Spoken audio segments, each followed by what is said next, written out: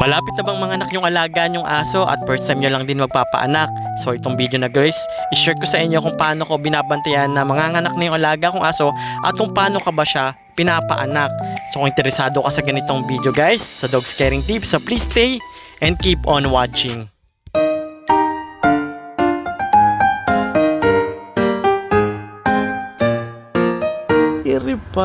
Push! Yes!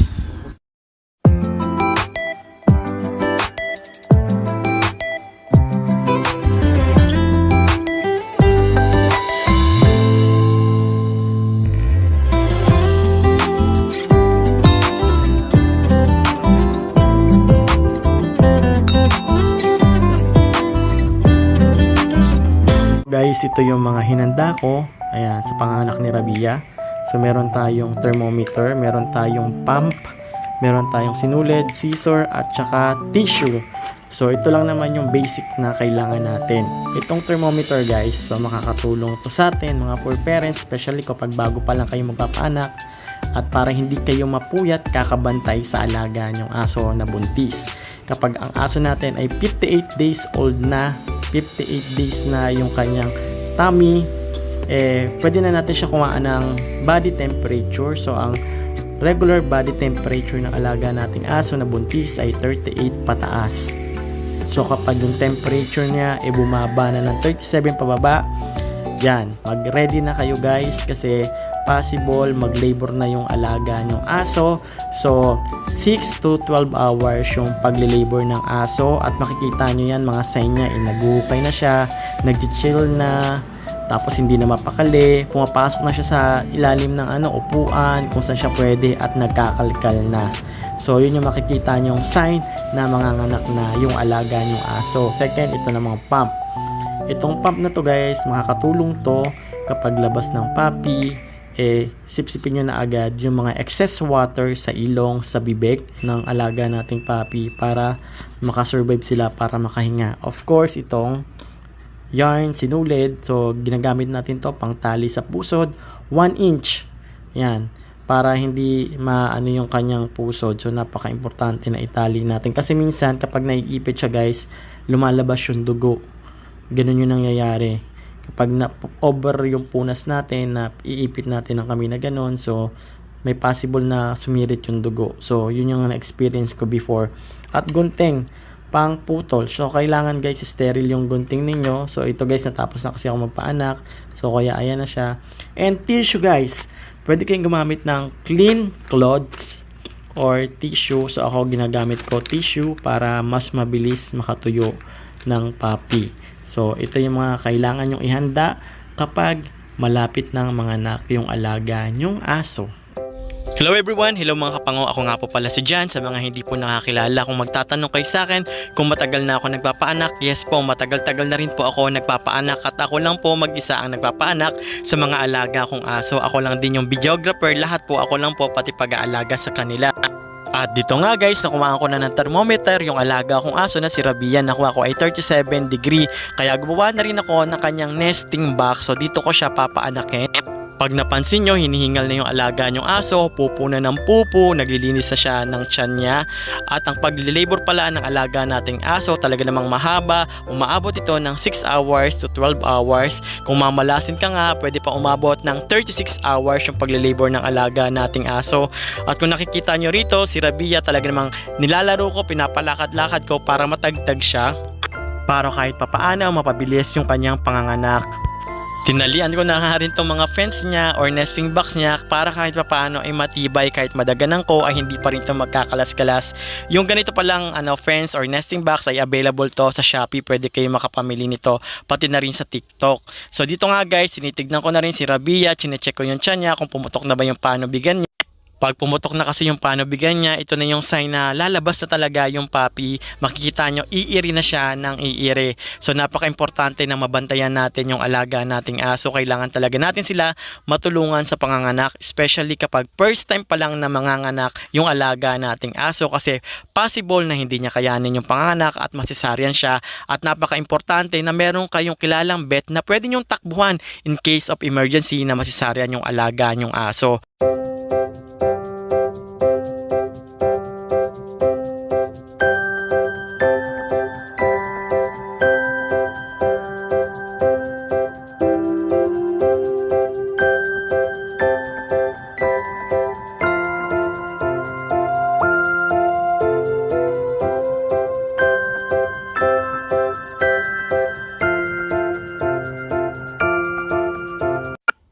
Ito na nga guys, nagkakalkal at tumihaya na at kung ano-ano na nga yung posisyon na ginawa ni Rabia kasi sobrang sakit na rin talaga ng kanyang tiyan at kung nakikita nyo, sobrang iri na talaga ni Rabia. Ang maganda kay Rabia guys is magaling siya umire, magaling siya manganak, kayang-kaya niya at talagang kahit papaano nakakapante ako kasi nakikita ko bumubuka na yung kanyang puwerta na ready na talaga siyang ilabas yung kanyang puppy. At saka nga pala guys, pag nagpapaanak ako, hindi na ako gumagamit ng gloves. Pero kayo kung gusto nyo, pwede kayo gumamit ng gloves kung saan kayo magiging komportable. Dapat din guys, talagang hindi kayo magpapanik ha. Baka bigla kayo magpanik, hindi nyo na alam yung gagawin ninyo. Huwag kayong matakot guys. Kailangan din talaga meron kayong stock knowledge, manood kayo ng mga YouTube katulad nito, sa mga tutorial, para kahit papaano, alam nyo na yung prosesong gagawin ninyo kapag labas ng puppy, tapos paglilinis, pagputol ng pusod, kailangan aralin nyo para hindi kayo mawindang. Dito nga guys ay inabot na ako ng alas 6 ng umaga. First puppy pa lang to. Nakita nyo guys, nasa puwerta na. Buti na lang talaga ito si Rabia, magaling talaga siya umirik. Ayan o, sobrang laki ng puppy niya. Kung yung iba yan, baka hindi kayanin masiis kasi lalaylay. So ayan guys, nakalabas na yung ulo. So ang gagawin nyo guys, at pag nakita nyo naman guys na nakalabas na yung ulo, kumuha agad kayo ng pamunas, tissue, na pwedeng pang pop dry at saka pang tuyo sa mukha niya. Kunin nyo na rin yung suction kasi napaka-importante ng suction para sipsipin yung mga excess water sa bunganga, sa ilong, para naman makahinga na agad ng maayos yung alaga nating puppy na newborn. At kung ito naman yung puppies nyo nakadikit pa sa placenta at yung placenta na iwan sa may loob ng puwerta ni Mommy Dog, ay wag po kayong magpanik. Tulungan nyo po si Mommy Dog, pwede nyo po unti-unting hilain yung placenta palabas at pag nailabas na po, tsaka nyo gupitin. Kailangan yung paggupit nyo ng pusod, kailangan 1 inch. Pwede nyo talian ng sinulid para hindi sumirit yung mga laman ng bituka, mas maganda, advisable. Mas maganda talaga kapag tatalian nyo ng sinulid. At saka punasan at saka tuyuin nyo guys. So panoorin nyo to guys kung anong ginawa ko.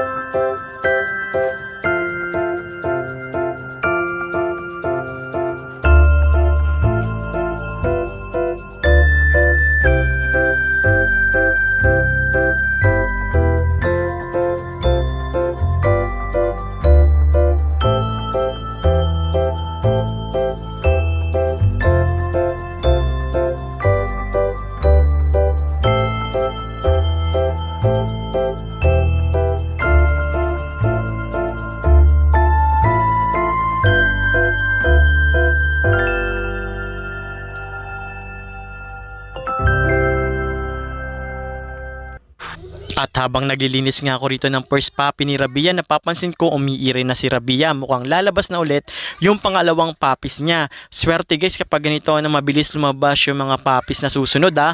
Kasi alam nyo ba guys, yung mga ganitong puppy, talagang tumatagal yung time interval bago lumabas yung susunod na puppy or pangalawang puppy, pangatlo, pang-apat, kung ilan man yan. Minsan tumatagal ng 6 na oras, 8 oras ang pagpapaanak ng alaga ng aso. Depende kung gaano kadami. At buti nga ito guys, kakapanganak pa lang ni Rabia, sumunod na agad yung pangalawang puppy. Kaya kung ano yung ginawa mo nung una, ganun lang din yung gagawin mo para malinis at maging healthy yung aso at mabuhay yung aso. So kailangan talaga pag lumabas na, una mong gagawin is punasan yung muka. Tapos kapag nakadikit pa siya sa placenta, kailangan unti-untiin mo yung paghugot ng placenta sa puwerta. At pag nahugot nyo na guys, guntingin nyo na yung pusod. Kailangan 1 inch yung pusod. At saka nga pala guys, gusto kong sabihin sa inyo, kapag magugupit kayo ng pusod, tsak na wag nyo pong sasagarin kasi baka mabutas yung tiyan at lumabas yung pusod ng puppies. Ay possible po talaga ilang oras lang mamamatay po yung puppies nyo. Kaya napaka-importante na 1 inch, tapos mas maganda kung tatalian nyo yung pusod ng alaga nyong newborn puppies. After nyo malinisan yung puppy, ito yung time na padidein nyo na. Kailangan makita nyo dumedede yung puppy kay mommy dog. Tsaka kailangan guys, iwasan nyo maipit yung puppy ha. Kailangan every 2 hours, i-check nyo kung nakadede yung puppy. At saka kailangan papakain nyo parati si Mami Rabia para maasikaso niya yung mga puppies niya. Yung vitamin supplement, kailangan ibigay kay mommy dog. And Milak Nutrical, napaka-importante sa asong nagpapadede.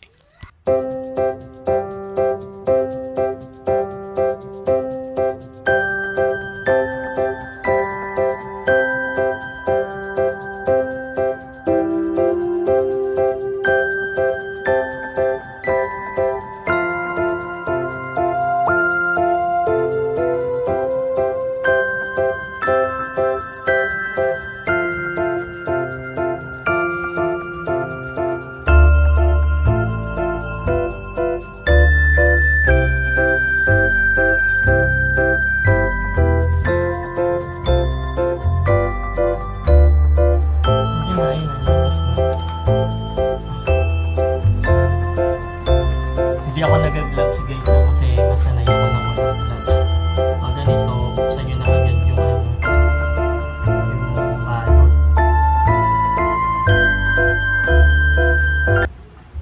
Para makalabas yung puppy. Ayan.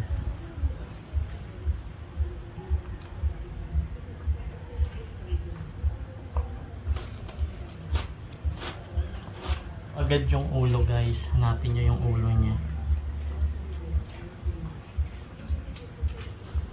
Akin mo na. Hilain ko.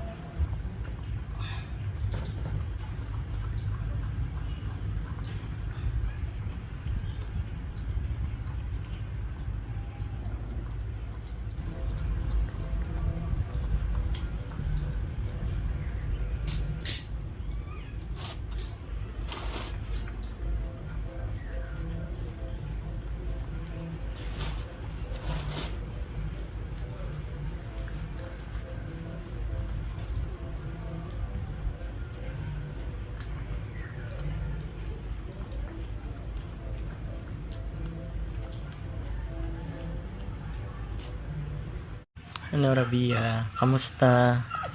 Alagaan mo yung puppies mo ha. Kailangan guys, alagaan nyo si Mami Rabia. Alagaan nyo si Mami Dog para maalagaan niya rin yung mga puppies niya. So kailangan na natin magpainom ng Nutrical at saka Enmilac para sa Mami Dog.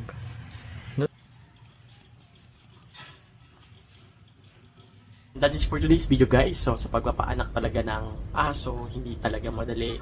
Actually, 50-50 yung buhay ng mommy dogs kapag manganganak sila. So kaya napaka-importante is meron kayong stock knowledge kung ano nga ba yung gagawin nyo. And then second, kailangan meron talaga kayong contact ng vet.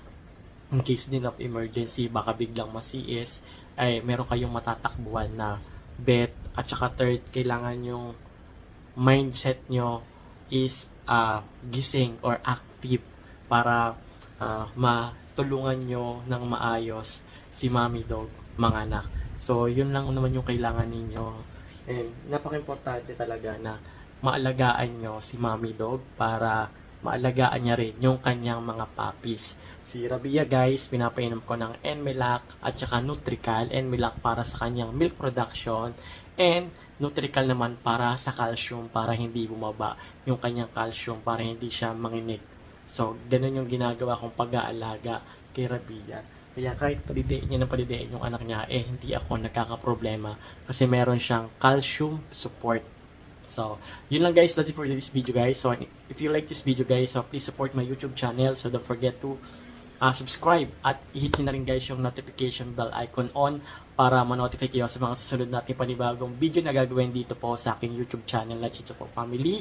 At kung meron kayong question sa pagpapaanak at kung meron kayong pwedeng i-share kung paano kayo nagpapaanak, comment nyo yan dyan sa ibaba. At yan, pwede nyo rin akong i-DM sa aking Facebook page, Chitso po Family. Then sasagutin natin guys yung mga question nyo sa abot ng aking makakaya. So yun lang guys, that's it for today's video at see you on my next